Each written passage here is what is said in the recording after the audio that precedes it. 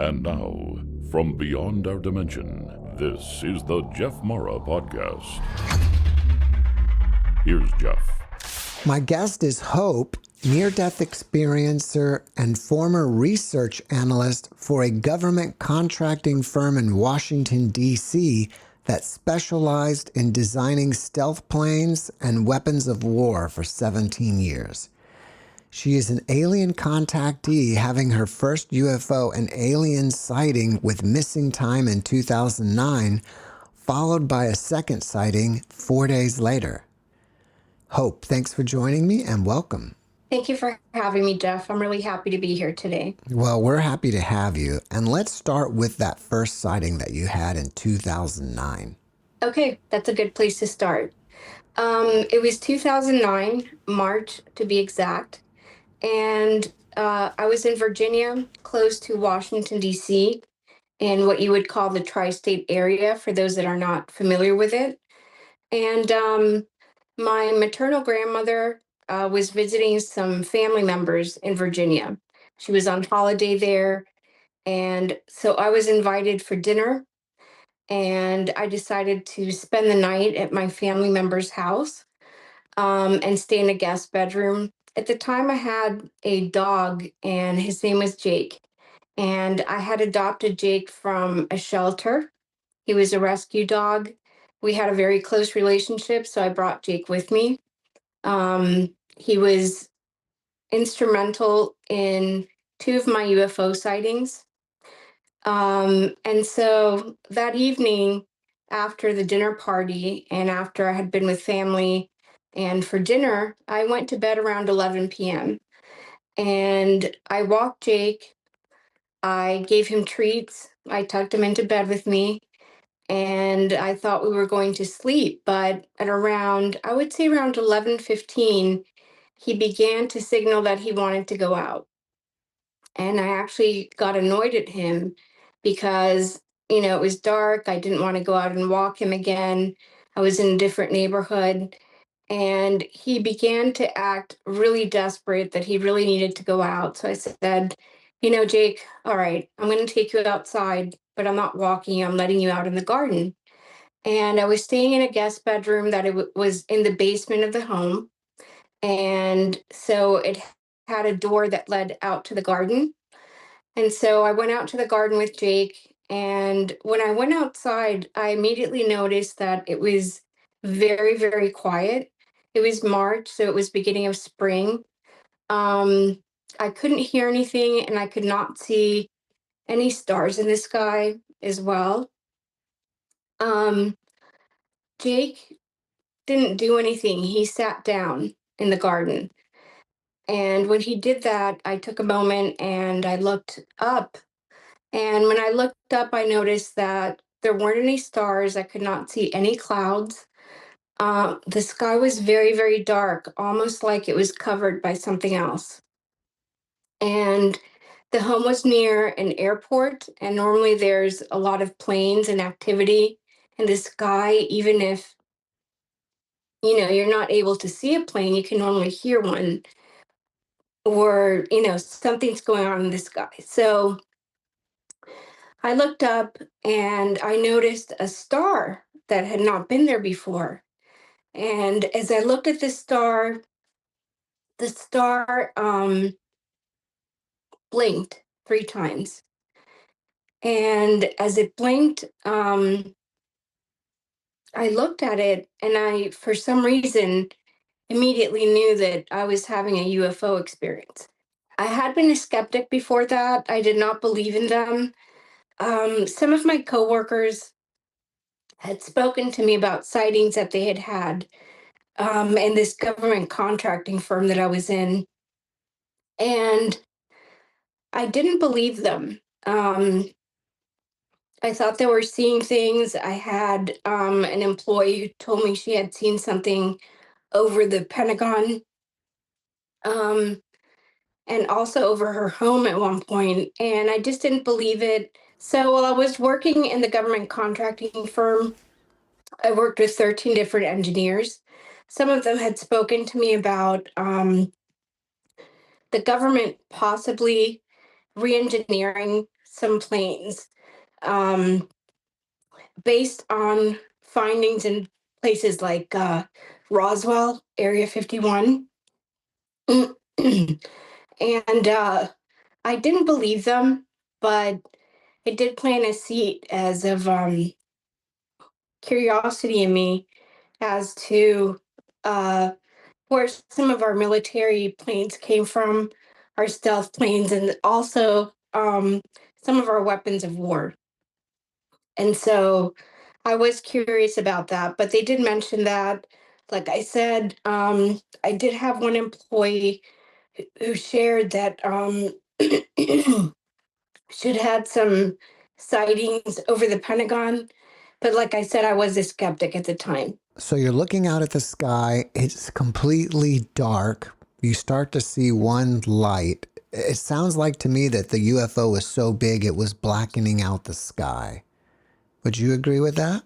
I would agree with that. I could not see any clouds and I could not see any other stars in the sky. So when the first light blinked, it did blink 3 times. And then 2 other lights appeared in the sky. Um, they formed a triangle formation. There was one light in the front and 2 lights in the back. I was looking at them. I remember looking down at my dog, Jake, and he was just sitting there. He wasn't smelling anything in the garden. He was very still. And I knew immediately in my heart that I was having a UFO experience and that this was not a plane or a helicopter or, some sort of military plane that I was looking at, but that I was looking at something else that was otherworldly. It was probably completely silent. It was completely silent, yes. There was no noise. And what I remember next is feeling a telepathic connection to the sighting. I felt as if I was receiving a message that I could feel in my heart. And I can only describe it as a telepathic message. I was flooded with feelings of love, feelings of joy, almost like a near-death experience, and what near-death experiencers would describe as that feeling of joy when they get home, that feeling of joy when they see a light being, or that feeling of joy when they see heaven, if they have a heaven experience, because every NDE is, different. We don't all have the same experience. And so I felt I was flooded with feelings of love and joy as if I was being reunited with family.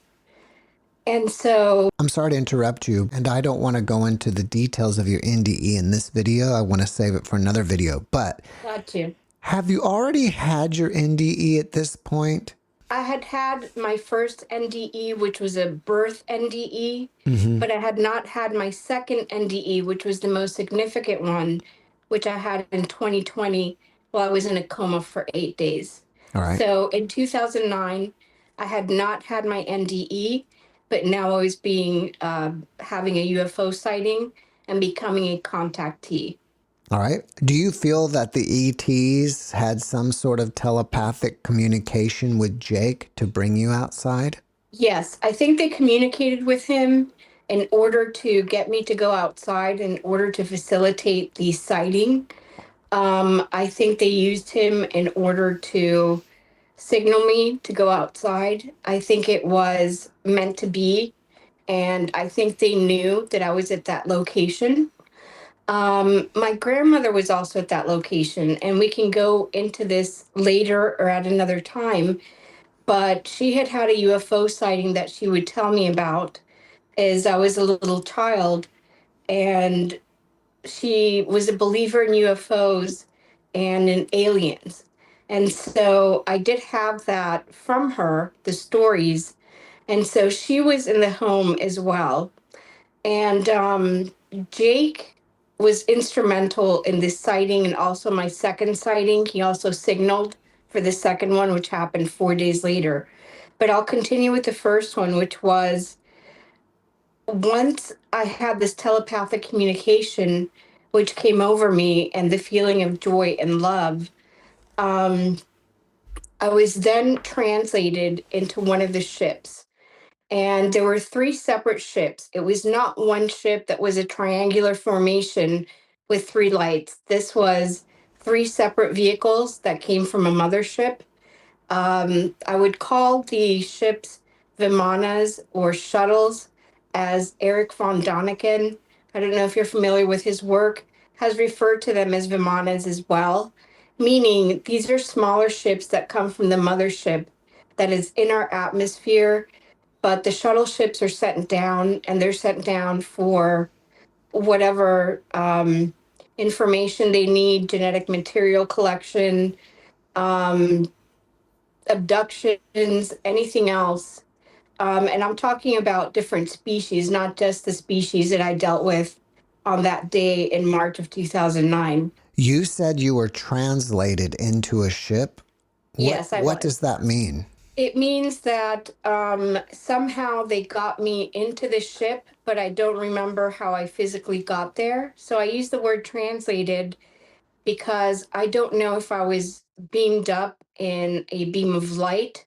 I don't know what they did in order for me to go into the first ship that I saw, which is where I was. I was given that knowledge, but I was just all of a sudden inside of the ship. I could see the three beings that were inside of the ship. I remember all of the detail of the ships, the particular ship that I was in, and what it looked like, the details, the seats, everything. But I don't remember how I actually got in there. All right, let's get into the details. First, what did the beings look like? Well, there were three beings. They were male, and they looked human, but they were extremely tall. They were 8 to 9 feet tall. The shuttle was large enough to accommodate all three of them, but I would say barely, because they were sitting comfortably, but there wasn't space for them to, let's say, stand up and move around because of their height. Their skin was an olive tone colored, white, but with an olive tone to it. Their hair was brown. It was wavy, not curly, but a light brown color. Their eyes were also brown. Their faces were perfectly human. You would not be able to distinguish them from another human being should you see them just in daily life, except that they're very, very tall. And they were also fit, but not muscular. I would go as far as to say that they were a little bit thin, but they were fit, and they were wearing robes that I would describe as linen robes, very well made. The cloth seemed to be shimmering, almost as if there was like a gold material or gold thread that had been pulled through the fabric, or that was woven into this linen fabric. It was very well made. They wore a sash that went across their waist, um, and they wore sandals. I don't know what material the sandals were. They didn't seem to be, leather sandals like we would wear here on Earth, but there were sandals. I could see their toes. They had 5 toes. Their hands were perfectly human. They were 5 fingers. Um, and they also, curiously, they had a mustache, a light mustache, all three of them, that was light brown that matched their hair. And what did the ship look like? The shuttle was like a dark gray, almost black color inside. There were three seats. There were 2 seats in the front. One was for, I guess, the captain of the ship, and one was for the co pilot. There was a third being that was seated in the back. So they were seated in a triangle formation where it was two in the front, one in the back. The seats seemed to be carved into the interior of the craft. I can only explain it as if in a C shape or an ocean wave. And they were seated in this curved seat inside of the ship. There was what looked like a stick shift that was made out of a crystal material. It glowed. It had a large ball on top. And this stick shift glowed with lights that were, I would describe as yellow, orange, and red. And I was told that that was used to maneuver the ship. I also saw what I would call a windshield that curved around the entire front of the ship.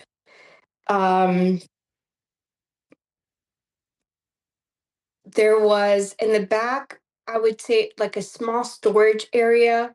I don't know what was there, but it was a small storage area where they kept things, but I didn't see what was in there. And the three beings all looked identical as if they were related. I could not tell them apart. And also, their clothing was also identical, the same clothes, the same color, same texture, and same sandals and robes. Do you think it's possible they were clones? I don't know. At the time, I was surprised that there were no um, separation of features or anything identifiable to make me think that there were, three separate beings because they were identical. They could be clones. They could just be, a species where they all look alike. I don't know. I'm assuming they were flying the ship. What were you doing? That's a good question. I do think that with that sighting, I had a level of what you would call brain fog or memories that came back to me that were different or not as sharp as what I would want them to be. What I was doing was looking around me with bewilderment. I didn't understand what I was doing inside of a ship. I didn't understand what I was looking at. Like I mentioned, I had been a skeptic of UFO sightings, aliens, and all of that. I had debunked it. Um, but I did not feel any fear. I felt that same sense of almost euphoria and joy and love as if I was reuniting with something or someone that I knew from before. Were you communicating with them? Yes, I was. They were communicating with me telepathically. There was no audible conversation, and they were placing thoughts in my mind. And as quickly as I could come up with a question or a thought, they would answer it for me just as quickly. But in my mind, there was no audible conversation that we had. So, what were you thinking about that they were responding to you? I was asking them who they were, what I was doing there, if I knew them from before. I asked them if they were my family because of the overwhelming sense of just love that I was being flooded with. I'd never felt that amount of love in my life before. They did confirm for me that sightings are generational and that I would have a later sighting with my grandmother, which I did 4 days later. We had one together. It was a feeling of, like I said, I did not feel any fear. And they did begin downloading me with information, which I would be able to access a few days later, and that people now refer to as the Akashic Records. Um, Information about the origins of man, of God, source, light, our history, our past, and also our present. All right. Well, you've opened up a big can of worms there. What can you share with us with all those topics? Well, I can say that I didn't have a word for the Akashic Records when I was initially downloaded with the information. I know that after my UFO experience, the first sighting, I did have missing time. The sighting happened on a Monday night at around 11:15 p.m. And when I woke up, I thought it was Tuesday morning, but it was actually Thursday afternoon around 3 p.m. And so I do have that missing time. When I woke up, I felt the only word I had for it in 2009, this was before iPhones were really popular. This was before apps, downloads, and software updates, is that I felt downloaded as if I had downloaded software on my laptop. And all of a sudden, I had all this knowledge about mankind and Earth and aliens that I did not have before. And I had access to it. And throughout my life since then, I've been able to get what I call updates to that software or that update. And I'm given information. You had a large amount of time that was missing. Yes. Nobody noticed that you were gone?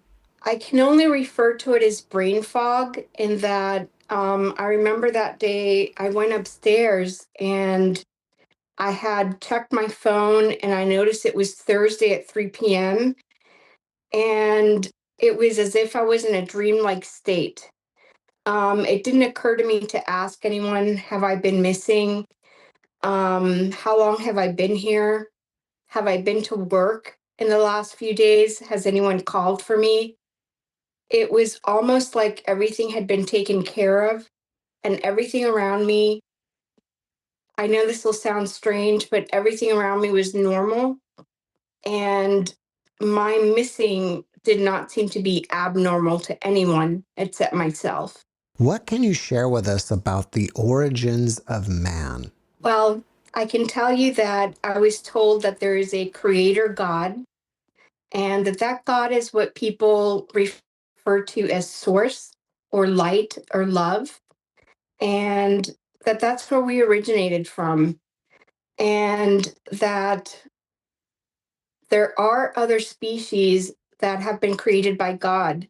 Humans are not the only species created by God. There are many other species, many other universes, many other star systems. We're not the only ones, and we certainly were not the first either. Although mankind is the only creation of God's that was created in his image. And that can be found in the Bible for those people who read the Bible and want to refer to their Bible. But we're not the only ones. And there's many different kinds of extraterrestrials. Some of them are malevolent, meaning they have good intentions towards humankind. Some of them are benevolent, I mean, they have good intentions, and some of them are malevolent. They don't like humans, or they have a curiosity about us, but they don't have good intentions towards us. But my experience has not been negative with extraterrestrials. The two sightings that I've had where I've interacted with them have been very positive. And like I said, a reunion filled with love, filled with memories of maybe even a past life for me where I lived on a ship, but I'm not certain of those memories yet. I haven't explored them. But this was, for me, a very positive experience. Is it possible that those three ETs were some sort of biological robot since they all appeared to look the same? I don't think so. They have their separate emotions, separate thoughts, and conversations with me while they were communicating with me. So no, they did not give me the impression that they were robots or biological entities that were created to perform work on Earth for other entities or other extraterrestrials. These were their own entities, their own species. I don't know which kind they were. The only information I have about them is that they were not from a planet or a star system. They were actually from a different dimension. Did they reveal to you, or did you get it from your download, how they found you in the first place? Well, they didn't have to find me. They knew where I was. And that's because my grandmother had already had a UFO sighting when she was in her 30s that she had revealed to me. I was told that the UFO sightings and contact had skipped a generation, so that my aunts and uncles had not been contacted. But as her grandchild, I had been chosen to be contacted, I had been tracked, and they knew where I was. This was an intentional sighting, it was not accidental. It was something they wanted to happen at that time and place. So do you feel that they've just been tracking your family for years? Yes, I do. Absolutely. I feel they've been tracking my grandmother, who did pass away in 2019. They do track me. I have almost daily UFO sightings without trying. I can catch them on video. And I have these updates or downloads that are refreshed where I get that information and I don't pretend to use the information, for example, to say I can use the Akashic records to improve someone else's life, but I was given the information so I could improve my own life. Have they give you any information about what direction the earth is going? There is a conflict going on, and the information that I've received, and this is information I was given again for myself, but I'm here sharing it today, is that there's a war that broke out in the heavens thousands and thousands of years ago, before humankind was even born, created, and that war has not stopped. Um, you can see sometimes if you look at channels on YouTube of people sky watching at night, you can watch UFOs that seem to be in some sort of conflict with each other. There is a war going on. However, in spite of that, the message that I've received is that there is hope for all of us, that we are in a time of tribulation and great suffering and loneliness for a lot of us, and that the message is love. That if we can love each other in a new day, just in a brand new day, and try to be better people, try to love each other, try to be mindful of how we treat each other, that there is hope for humanity. And that is the message, the one and only message that I received, is that we are beings of love and that is our purpose. Have they ever revealed to you when they're going to completely disclose themselves to us and will become part of the galactic family? We are already part of the galactic family. There's no big disclosure coming. Um, the government, the US government, I'll speak for the country that I'm in, I won't speak for other governments, have not done full disclosure on UFOs or aliens, extraterrestrials. There's no big disclosure coming because they're already here.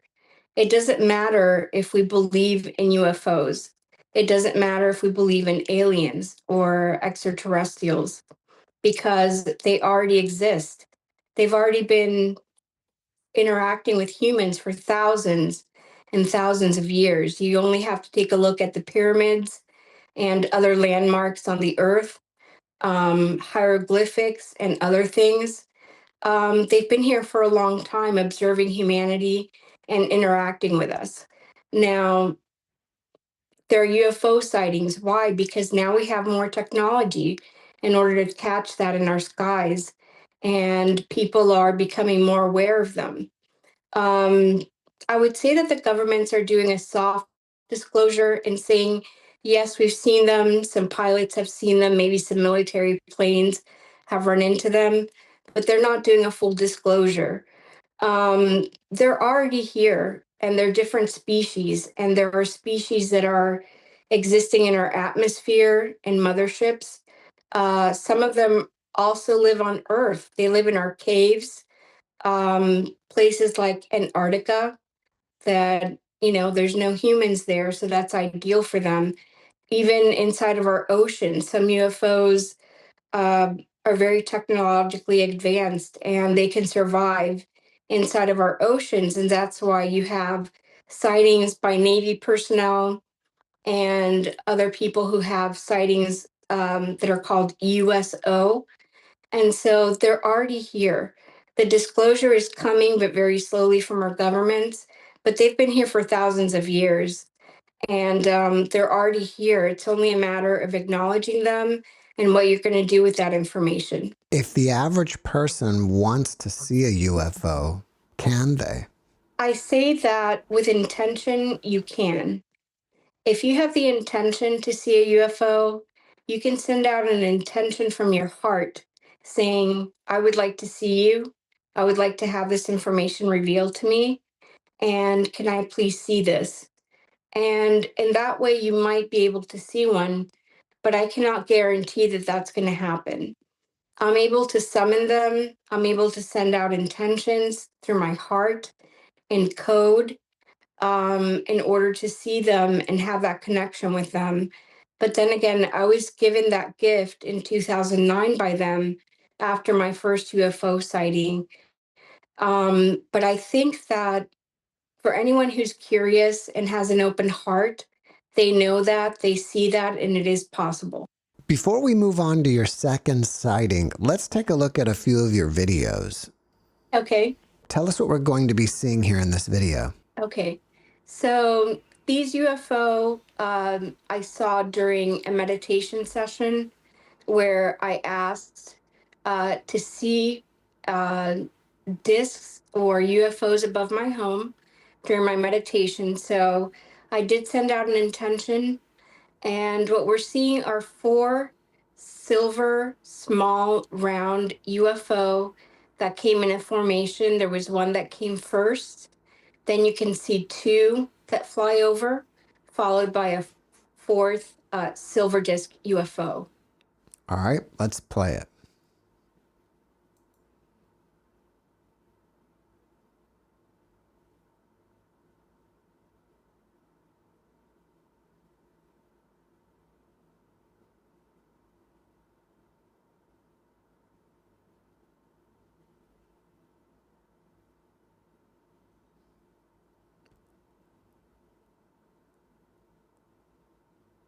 All right, I'm going to play that again.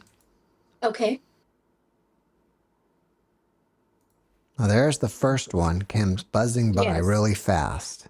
Yes, they're very quick and also very small. They're difficult to see, but they're there. And you captured this with your iPhone? Yes, I capture all my videos with my iPhone. Unfortunately, I don't have a better camera right now to do it with. You summoned these UFOs. And Yes, then, I did. And then you just held your camera up and to see if they would fly by? Yes. Okay. I was told where to point my camera and that they would be by, and that's how I was able to capture them. How were you told?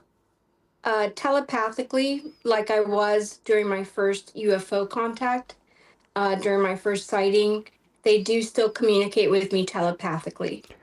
When they do you hear like their voice in your head, or do you just kind of get a knowingness? How does that work? Knowingness is a great word. I would say I would get a knowingness. They told me if you go summon us now, you will have a sighting you can catch on camera. And so I went outside, I did my meditation. I normally use Navajo flute music to meditate outdoors, and then I'll point my phone to the sky to see what I can capture. I did that day, but I did mute the music so it wouldn't be a distraction in the video. It's a knowingness, a thought, a conversation that I have. I don't hear a voice per se, but it is a knowing that I get just in my interior and in my mind. All right, let me keep going. Now that thing that flew by, was that a bug? Yes, that's a bug. Okay. That's not anything else. Unfortunately, you do capture bugs and birds and things like that when you're doing UAP videos. That's just part of, part of it. All right, so let me keep going. So there are these two, one here and one here, right? Yes. And these look like they're flying by a little slower. Yes, they are flying by a little bit slow.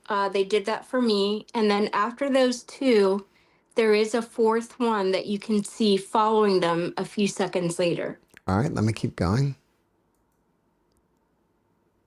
Yeah, you circle them there.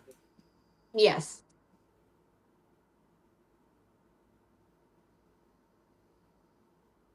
And then here comes this one. All right, tell us about this video. Okay. So this video was during one of my meditations, again with Navajo flute music. And I asked for a white manifestation of a UFO that was either sentient or technological.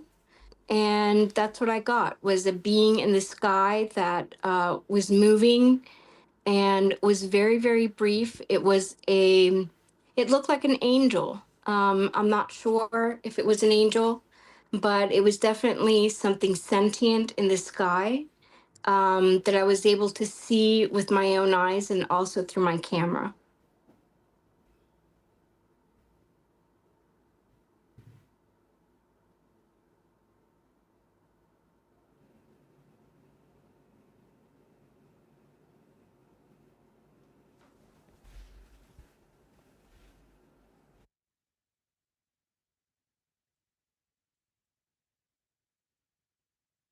At least right there, you can see it in complete Yes. form. Yes, you can. It shows up briefly for a few seconds.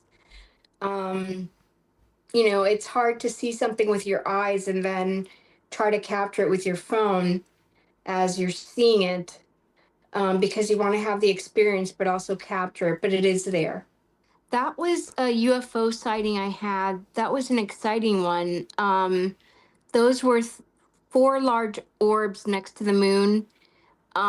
They did track me on that day, and they were over my home for about 3 hours.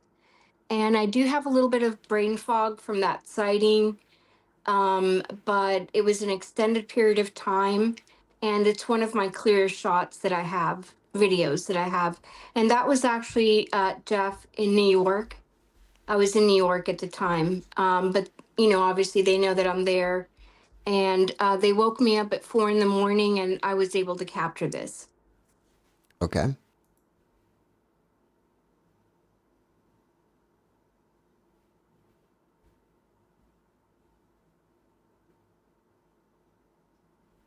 I'm going to stop for one moment. Now you have these Sure. three lights, and then you have something here Yes. and something here. What are these three? Are these lights on the building? To the left, no, that is the moon with three orbs next to it. That's what that is. And then to the left, you're going to have a little dot that is camera glare. And later in the video, you'll see an orange light. That is a street lamp near the home.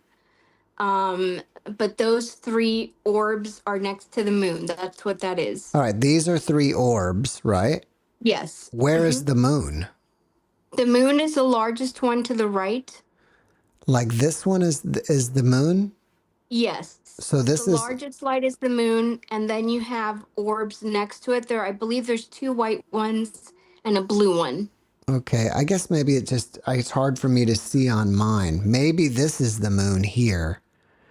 It's possible. And Yes. maybe that's the moon a little bit. And then there's two white lights and a blue light. Yes. And And then- that's, yes. And then this one light appears to have like light flares coming Yes, off of it. there were light flares coming off of it. It was very large, and it stayed there for about 3 hours. Wow. And I have the video. I don't remember how long it is. It might be a little bit over a minute long, but the lights do shift a little bit. But they were there, and they were basically there just to tell me they were there. right. And yeah, so you can watch or. All right, I'll keep playing a little bit and see what happens. Interesting that the other two are moving, but the three are not. These are Right. staying still, but these are kind of moving a little bit. Right. They do shift during the video. They do move a little bit. It was a beautiful sighting. And like I said, that orange one at the bottom is a street lamp. That is not, anything else. Okay.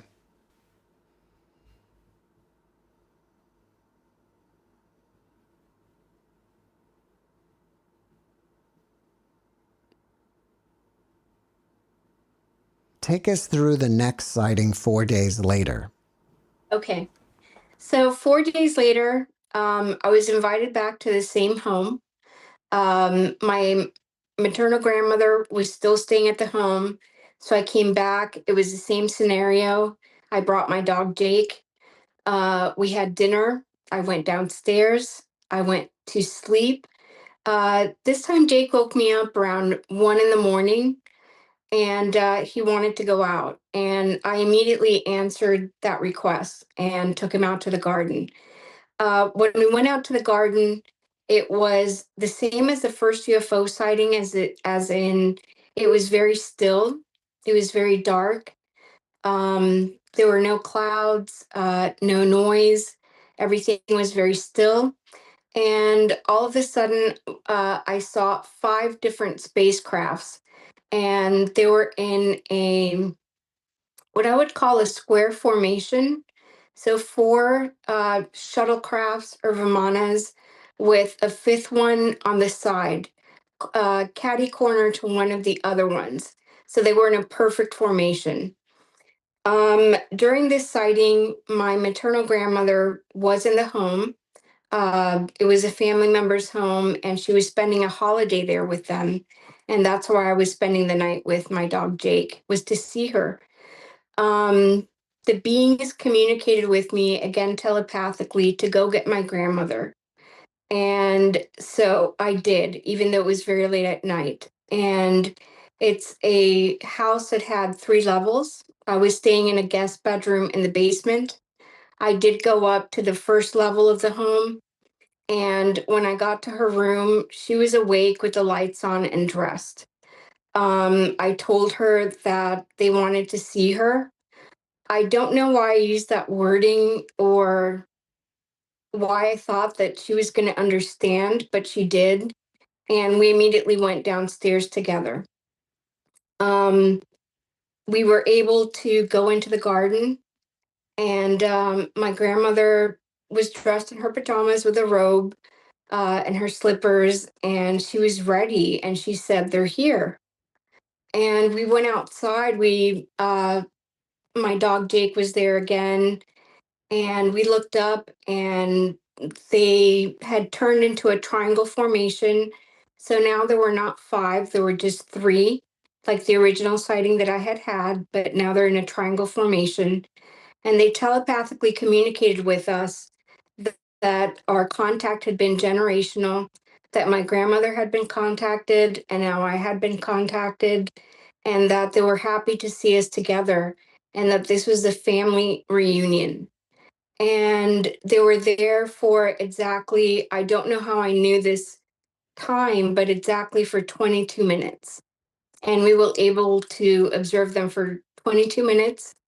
And then they moved. They flew to the west, and the lights just faded out. And my grandmother and I thanked them for their visit. When they moved, my grandmother said thank you. And we hugged each other, and we went upstairs.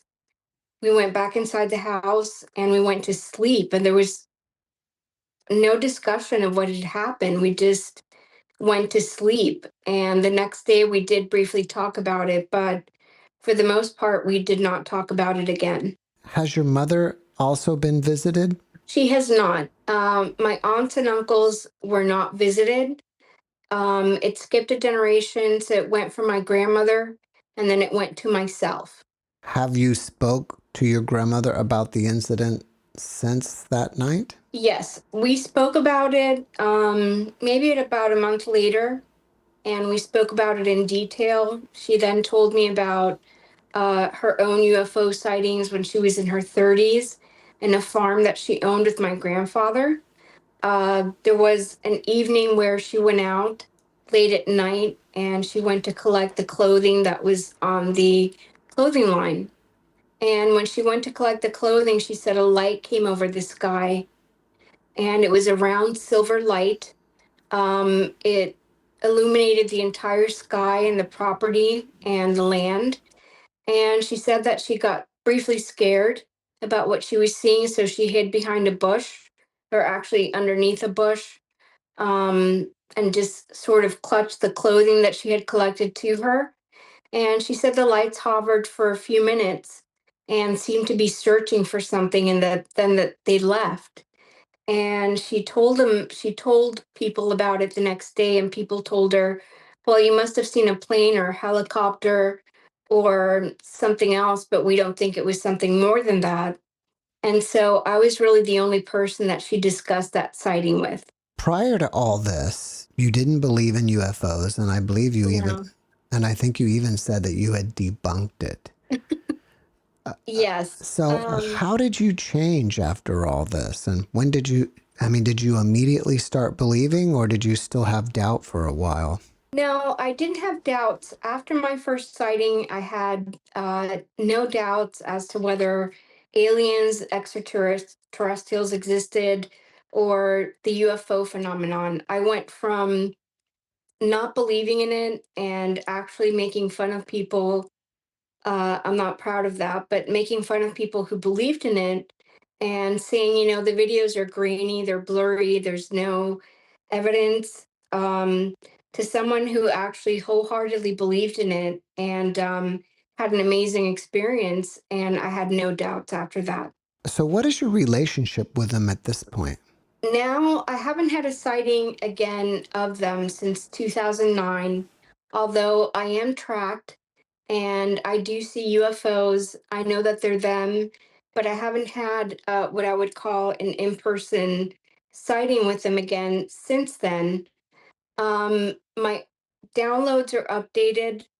I'm updated with current events, things I need for my personal life, things I need for my health, and just to get through my day sometimes. Um, they're still there. And I have, if I want them, almost daily UFO sightings just through summoning. So they're very present in my life, but I haven't had that wonderful experience again of seeing them in person and having that connection with them in person again since 2009. Do you think that you may be chipped? That's a good question. I don't know if I'm chipped. I don't know what ways that they have of tracking people. I do know that there are people who believe that they have some sort of chip that, if they're scanned, maybe can be found by us. And maybe that's the way that they're tracked.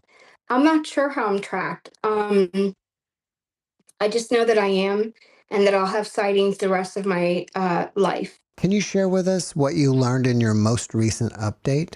Yes, I would say that the message for humanity, for the current events we're having in now, is that there is a lot of conflict in the world. There is a lot of suffering.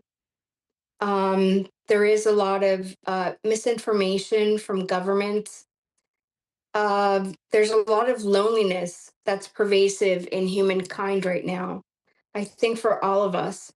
And the one message that they've given me in current uploads or updates of my information is that there is hope for humanity. There's always hope, and that love is the answer to everything, and that love on a daily basis is the answer to everything. And my experience with them has been that they are love and capable of love, or I would not have felt that from them. And so the message I have would be that there is hope. How do you experience and share love daily?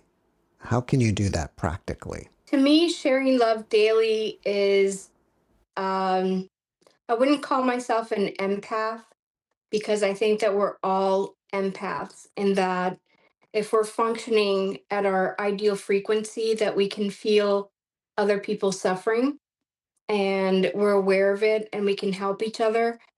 Loving somebody is helping someone else, a smile, a hug, being aware of someone's situation and helping them out, um, loving the people in your life, reaching out to that person that maybe you haven't reached out to in a long, long time, that's been in your mind forever.